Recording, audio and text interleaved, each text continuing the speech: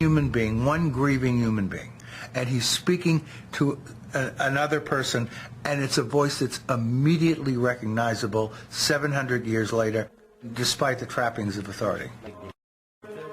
All the traditional elites of medieval Europe, church and secular, appear powerless, and so the masses turn elsewhere for salvation. In the German Rhineland, a form of mass hysteria erupts, which threatens to undermine the authority of the Catholic Church.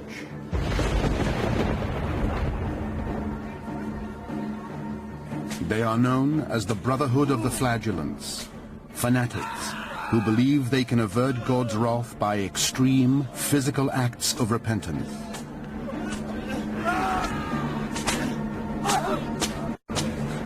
This is the revival of an old movement that had swept Italy 100 years before, an extreme reaction to a world turned upside down, and the people flocked to them.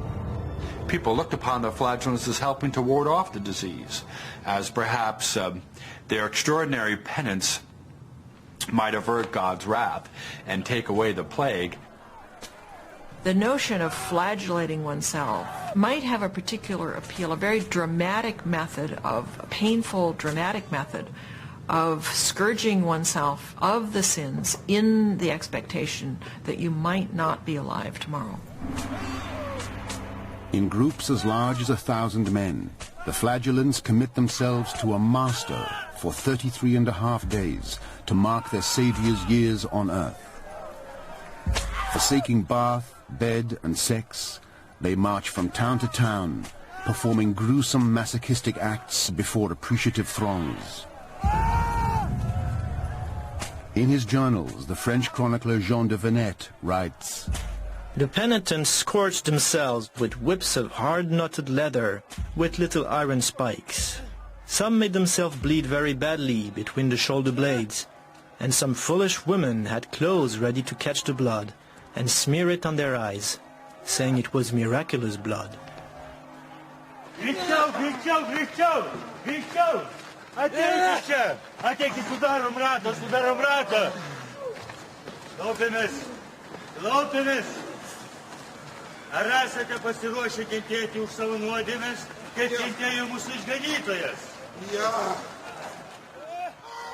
Pope Clement VI, however, feels threatened by their growing influence.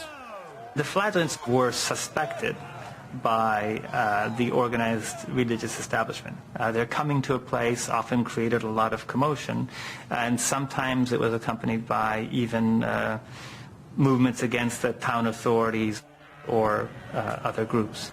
Religious reform, too. As the plague progressed, one senses that all the institutions in medieval society, including most notably the church, were shown to be the plague showed them to be as powerless as, they were just like everyone else, as the poorest peasant. Wherever they travel, the flagellants provoke an outpouring of religious fervor. The medieval masses are desperate for a miracle to save them. That's what the flagellant processions and the sermons that attended them created. This moment of heightened, messianic, apocalyptic, now is the time expectations.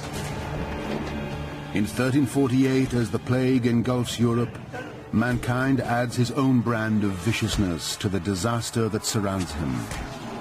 Shock gives way to a witch hunt. Someone must be responsible for this catastrophe, and they should pay. In a torrent of hysteria and fear, the crowds target the defenseless and innocent, murderous rampage.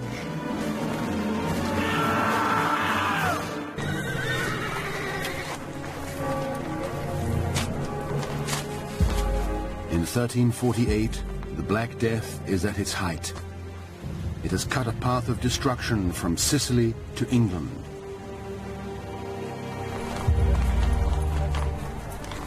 Convinced that God is punishing the world for its wickedness, the towns set out to purge themselves of all forms of sin.